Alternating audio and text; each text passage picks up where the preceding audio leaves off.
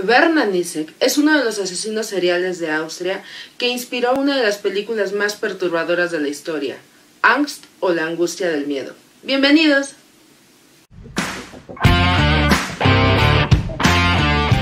Pues como ya vieron en la intro, hoy vamos a tocar un tema del cual no hemos platicado anteriormente, asesinos seriales. Y bueno, como ya saben que el tema principal de este canal es el cine, pues escogí una película perturbadora basada en un asesino serial realmente escalofriante, el austriaco Werner Nitzek. Entonces, primero vamos a hablar un poco de Werner Nitzek y su vida, obra, crímenes y demás, y luego entraremos a la película. Ya saben que aquí todo se hace con contexto, entonces vamos a ello. Nitzek nació el 17 de noviembre de 1946 en Salzburgo, Austria. Pensemos que en 1946 las condiciones en general de Europa no eran las mejores, pues obviamente a razón de que tenía poco de haber terminado la Segunda Guerra Mundial. Entonces, en general las condiciones europeas no son las mejores y pensemos que Austria haya sido por la Anschluss, es decir, de manera forzada o no, pues había sido uno de los países que habían formado parte de la coalición del eje que encabezaban Alemania, Italia y Japón. O sea que Austria no era uno de los países más favorecidos, ¿no?, por las circunstancias bélicas y políticas de la época. En ese contexto hostil es en el cual nace Werner Nitzek.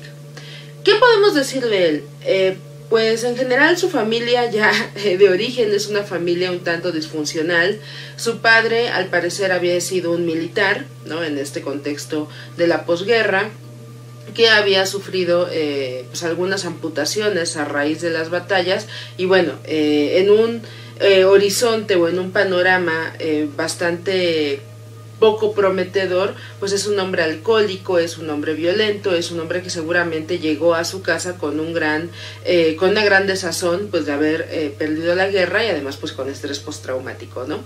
Entonces es un padre ausente y cuando no está ausente es un padre violento. La madre de Nitzek es un personaje crucial para la vida de su hijo en todos los malos sentidos de la palabra. También es una mujer desatendida, es una mujer violenta con su hijo, es realmente esta imagen de madre cuervo, o al menos así lo hará ver su hijo cuando tenga que presentarse a declarar, en la cual se enfatizan todos los odios del muchacho. Es un hijo no querido, es un hijo desvalido y es un hijo que obviamente empezará a ocasionar problemas.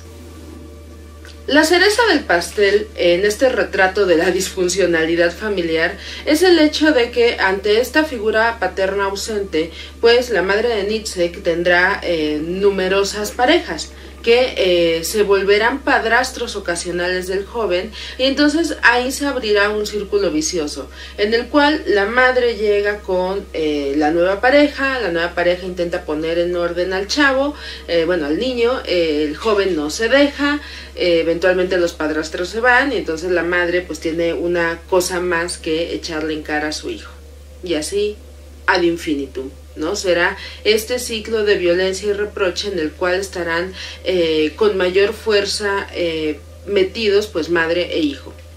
A los 14 años a Nitzek se le presenta una situación bastante determinante para lo que luego será su carrera militar y sobre todo el desahogo sexual que se vea en sus crímenes.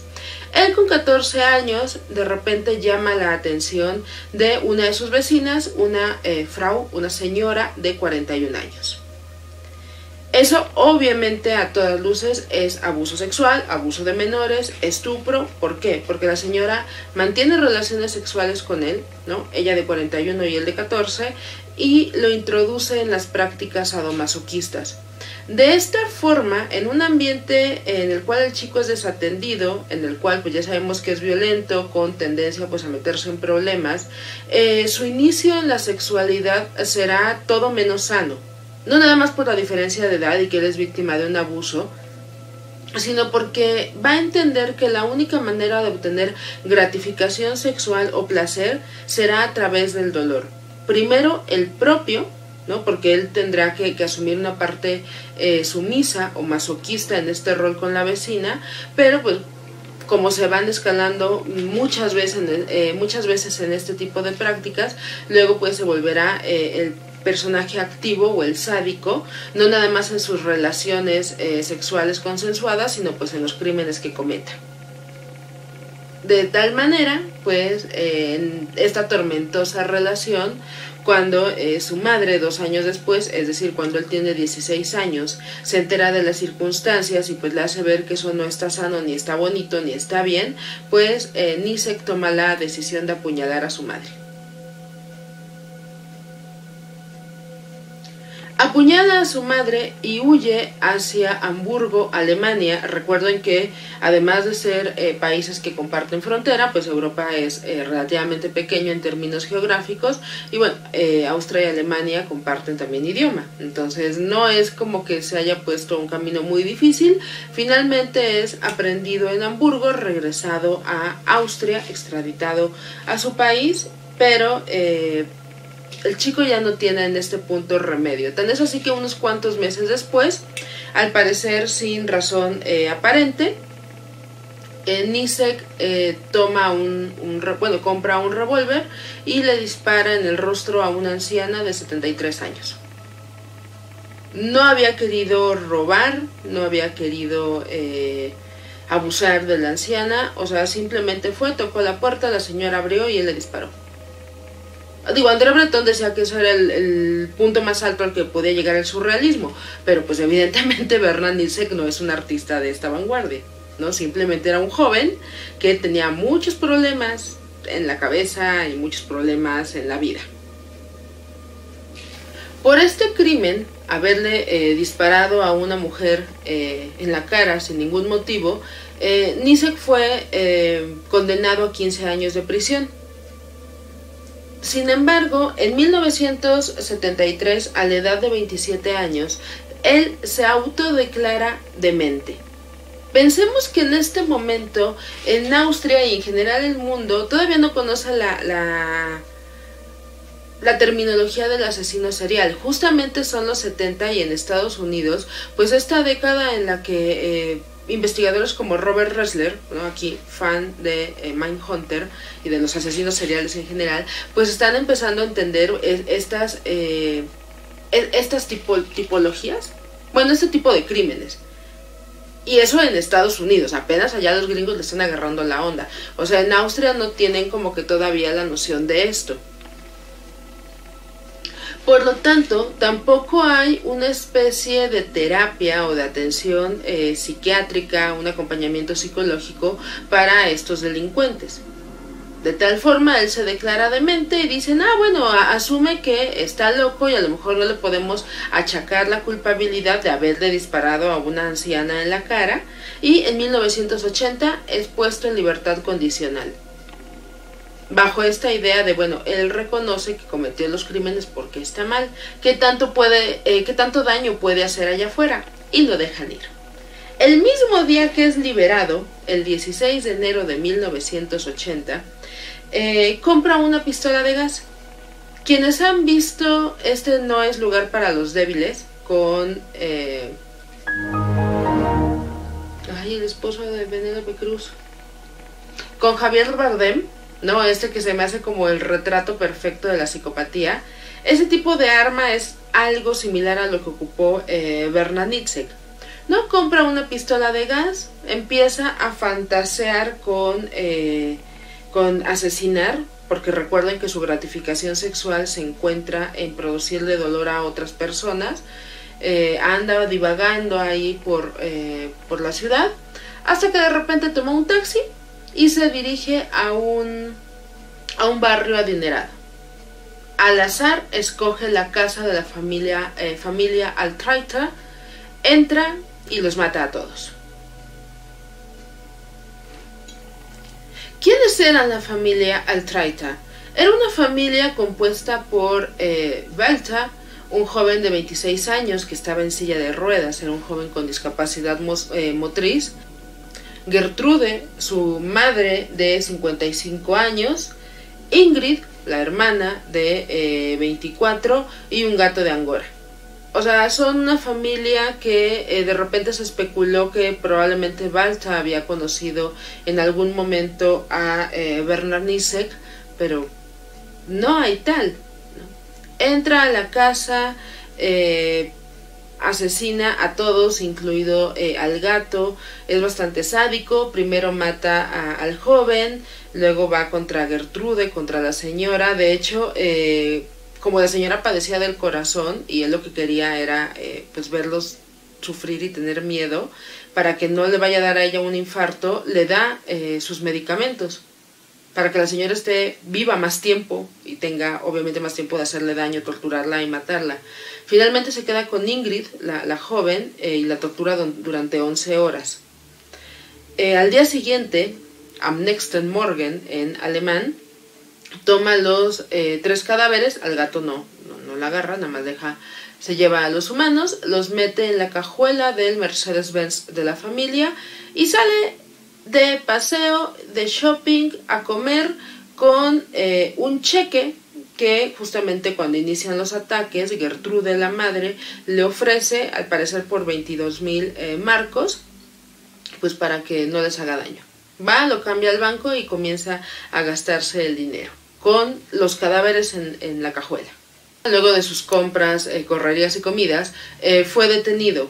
¿Por qué? Porque de repente a la gente se le hizo extraño que un hombre sucio, que un hombre con la ropa manchada, de algo que bien podía ser lodo, bien podía ser tierra, bien podía ser mugre, o bien, como era, pues, podría ser sangre, anduviera en un Mercedes-Benz, su actitud errática. Finalmente el tipo daba la facha de que algo no estaba bien. Hubo gente que reportó su conducta y bueno, eventualmente alguien tuvo a bien reportar el número de matrícula y pues se comprobó que ese vehículo no era de Bernard Nitzek, porque lo detienen, lo aprenden, cuando abren el maletero, pues así como Dios mío, trae 3 cadáveres y es llevado de nueva cuenta ante Die Polizei, la policía. Se tardó 2 días en confesar los crímenes, ¿no? Porque como buen sociópata que era, pues el hecho de tener ahí a los cadáveres no le representaba nada y terminó confesando los crímenes por aburrimiento y declaró que había matado a esa familia entera, incluido el gato, recuerden, simplemente por disfrutar ver el miedo en sus rostros. El 7 de julio de 1980, Bernard Nitzek fue declarado culpable de los 3 homicidios y condenado a cadena perpetua dentro de una institución mental. 3 años después, en 1983, tuvo un intento fallido de fuga. Luego de esto no volvió a intentar escapar de prisión, o bueno, de esta institución, y si no mal recuerdo sigue convicto hasta nuestros días. Si no es que ya murió, si no, bueno, estará el dato por aquí, pero no, según yo sigue vivo. Tiene como 80 años, pero ahí está, porque además los asesinos seriales duran un montón. ¿Vieran ustedes? ¿Qué hay que decir del caso de Bernard Nitzek? Este criminal en su momento puso en evidencia todas las fallas del sistema legal, del sistema jurídico y del sistema médico, psicológico, psiquiátrico, etcétera, de instituciones de Austria. ¿Por qué? Porque viene de un contexto hostil. Había sido un joven que desde los 13 años había empezado a delinquir, ¿no? O sea, antes de esta aprehensión donde lo declaran demente después de tantos años en la cárcel. O sea, antes de eso, antes de que le disparara a la señora de 73 años, antes de que le disparara, de que intentara matar a su propia madre, o sea, él ya había empezado a formar un currículum en la vida delictiva. De repente que te llegue un joven de 17 años de por qué le disparaste a la anciana, nada más pues, porque sí, porque no tenía nada mejor que hacer, pues ya te levanta las alertas. Pero no, se confiaron en ese punto 10 años después de estar recluido, en donde él dice, bueno, la maté porque estoy loco. Y 3 años después de esto lo dejan ir, y el día que se libera comete un triple homicidio. Entonces había algo mal, había muchas cosas que rectificar dentro de el sistema judicial austriaco. Porque además el caso de Bernard Isaac no era el único. Pensemos que, si no mal recuerdo, más o menos por la década de los 80, tenemos también a Jack Unterweger, ¿no? El estrangulador de Viena, que sale de su condena, se vuelve escritor, se vuelve famoso, se vuelve como el ejemplo de que sí se pueden rehabilitar, y otra vez empiezan los crímenes con las mismas características que los que cometía Unterweger. No es hasta que Unterweger viaja a Estados Unidos que de repente dice, como que cuando no está aquí no matan gente. Entonces, esa es la particularidad, o eso es lo interesante de los crímenes de Bernard Isaac. ¿En qué momento el tipo está curado y en menos de 24 horas, tal vez 12? ¡Ja! Volveré a la calle en 24 horas. Tal vez sean 12. Empieza a matar nuevamente. Justamente en el año en el que Nisek intentó su fuga, 1983, fue que Angst salió a la luz. Angst es una película dirigida por Gerald Krug, quien escribió el guión con ayuda de Zbigniew Rubczynski. Lo tuve que leer porque polaco, ¿no? Todavía el alemán medio mastico, el polaco no. Aquí hay que decir que Angst, bueno, primero Angst se traduce como miedo en alemán.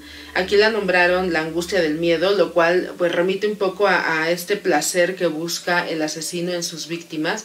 Pero creo que hay cosas muchas cosas que merecen la pena revisar en esta película. En primer lugar, la actuación. Erwin Leda, que es quien interpreta al asesino, realmente desea ver esa angustia del miedo en sus víctimas. El tipo tiene una cara de demente que ni siquiera el propio asesino serial tenía. Y no creo que sea nada más el parecido físico lo que importe. O sea, aquí no estamos viendo una relación, así se veía el personaje o la persona en la vida real, y así nos lo pone en la película, como de repente pasa en Manhunter, que realmente los asesinos, o bueno, los actores se parecen a los asesinos.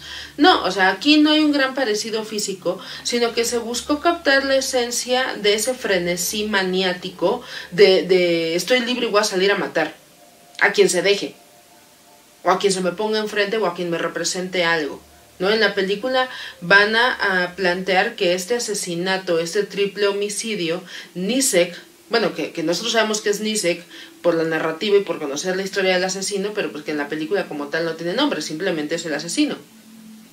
En la película se va a intentar explicar un poco o responder que Nisek cometió estos asesinatos porque hizo una asociación de la mujer mayor Gertrude con su madre y el joven silla de ruedas, pues con esta imagen de los padrastros o del padre como un inválido, como un hombre que no podía defender a la familia, ¿no? Entonces, pero bueno, Erwin Leda, el actor, realmente es muy convincente en esa faceta de maniático, ¿no? Si te lo encuentras en la calle y dices, a huevo que este va a acabar de matar a alguien o va a matar, ¿no? Se ve que tiene ese instinto asesino. Es una película que para la época, para 1983, sí muestra bastante violencia, pero no en este sentido como podemos esperar, no sé, a lo mejor de la saga de Saw o A Serbian Film. Bueno, ahorita hablaré un poco del extremismo francés. O sea, no es tan visceral como a lo mejor ahora ya estamos nosotros acostumbrados, sobre todo con el cine slasher de finales de los 80, 90, muy gringo. Pero sí es violento en el sentido de que estamos viendo los crímenes, ¿no?, que todo el mundo conoce, tan solo 3 años después de haber sido cometidos. Digo, ahora ya tenemos muchas revisitaciones a personajes como Manson, como Ted Bundy, como Ed Kemper, Ed Gein. Pero Angst es como que muy caliente el asunto. Insisto, es el año justo en el que Bernard Isaac intenta escapar. O sea, hay una probabilidad de que este tipo salga, de que vuelva a estar entre las calles. Por el grado de violencia que se muestra en Angst, en su época fue prohibida en toda Europa. Digo, pensando en Europa occidental, porque pues todavía estaba la cortina de hierro, ¿no? Dijeron que era una película sumamente violenta y que no había ni razón, ni manera, ni motivo por el cual pues había que exhibirla. Angst sale a la luz hasta el 2012, cuando se lanza curiosamente en Francia en formato Blu-ray con el título Esquizofrenia. Algo como tal que no aparece en los diagnósticos de Niceck, ni se plantea en la película, pero bueno, le ponen esquizofrenia en Francia.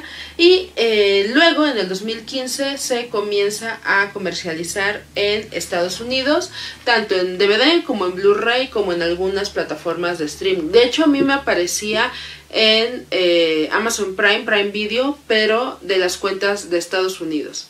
Digo, nosotros afortunadamente podemos tener acceso a esta película a través de la página So Woman. Yo ahí fue de donde la bajé y bueno, quien la quiera se la puedo mandar por Drive. Ya saben que nada más me tienen que escribir a alguna de mis redes sociales. ¿Qué se ha dicho de Angst? Pensándolo ya desde el siglo XXI, tanto Gaspar Noé como Pascal Laugier, o como se pronuncia porque el francés de plano no, han reconocido que esta película es parte fundamental de su inspiración como cineastas. Y entonces entendemos que autores como Noel y como Laugier vean en Angst un referente, pues porque finalmente ellos son los pilares del extremismo francés, de esta generación de cineastas franceses de finales del siglo XX, que siguen todavía en nuestra época haciendo estas películas chocantes, perturbadoras, sangrientas, que tú las ves y sientes como que te duele todo. O sea, pensemos en Mártires, que yo creo que ya a estas alturas es un clásico de culto. Al interior, obviamente la francesa, la que está en Netflix, es un asco.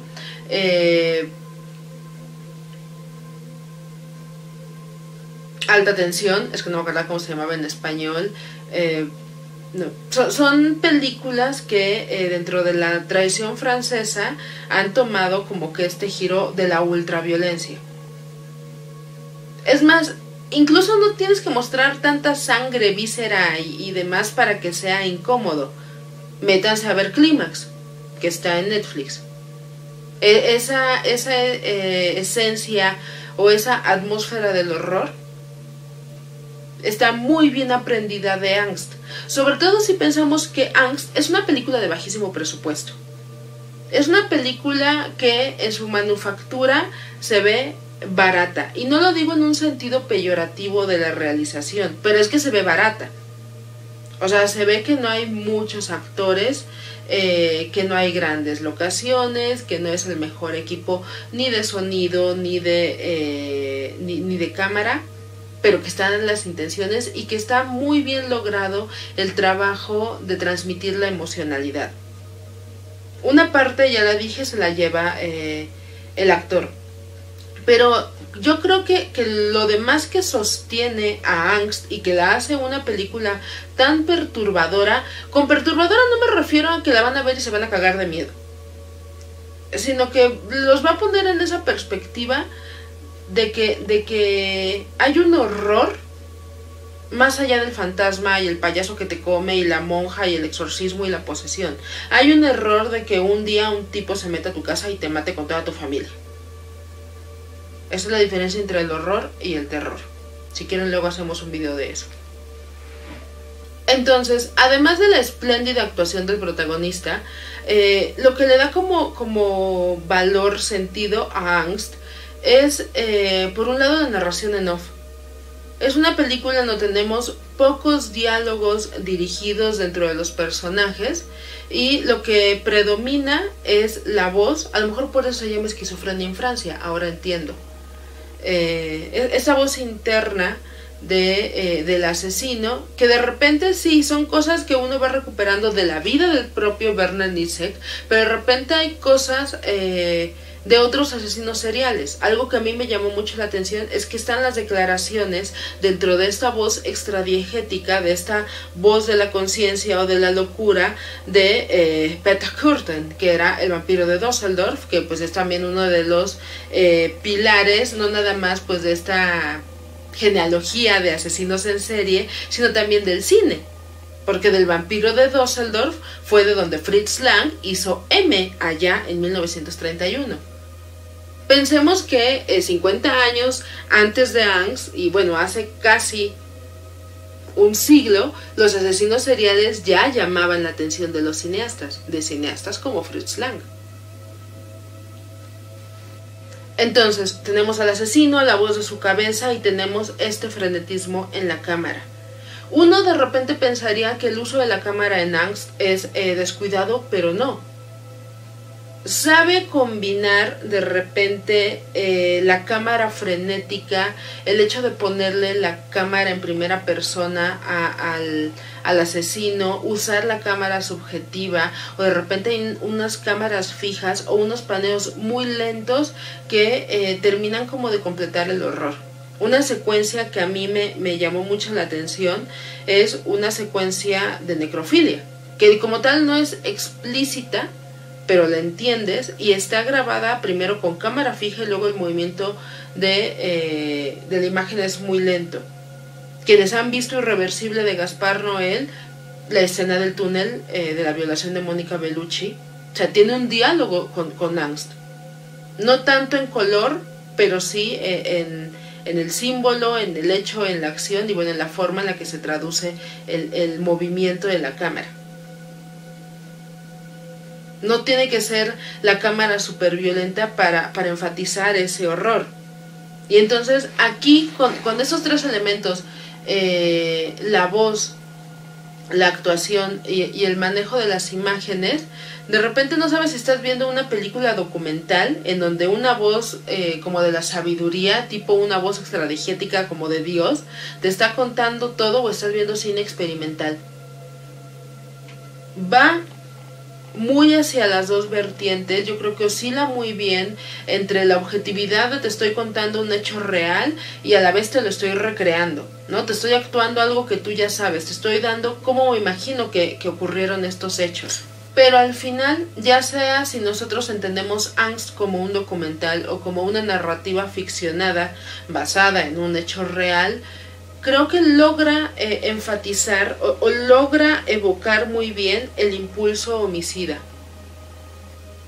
Sí logras entender desde su ansiedad cuando recién sale de prisión, su ansiedad por matar, ¿no? Su prisa por ver sangre, por provocar dolor, ¿no? Por ese desahogo sexual que nada más le puede dar el sadismo. Cómo de repente ya no le importa porque ya está satisfecho.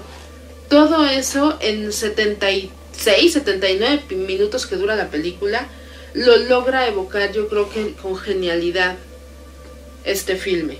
Y además tiene estos tres elementos que subyacen a nuestro imaginario del horror, ¿no? De lo grotesco de la vida, que son la exposición de la sangre, del vómito y del semen. De hecho, en Irreversible hay una cita, ¿no? Que la sangre y el semen son los fluidos que le han dado como impulso a la humanidad o algo así. Digo, la voy a buscar y la voy a poner bien por aquí.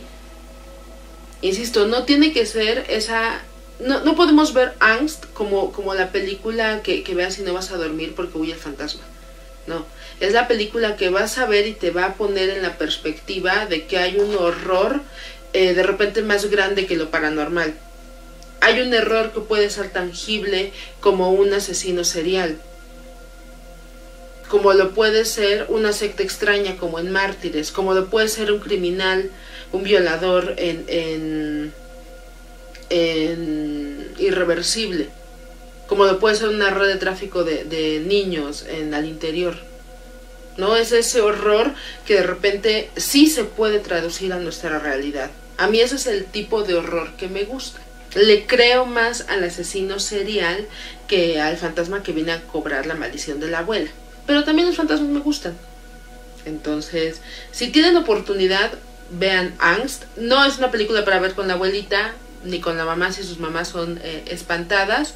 Sí es una película para verla con esta perspectiva que les digo, ¿no? El horror de lo cotidiano, el horror de lo real. Y pues, no sé, me gusta Angst. Y me gusta el alemán. Y me gusta hablar de cine. Así que por hoy hemos terminado. Muchas gracias por estar aquí. Y pues como siempre, el consejo: vean mucho cine y sean malvados. ¡Chao!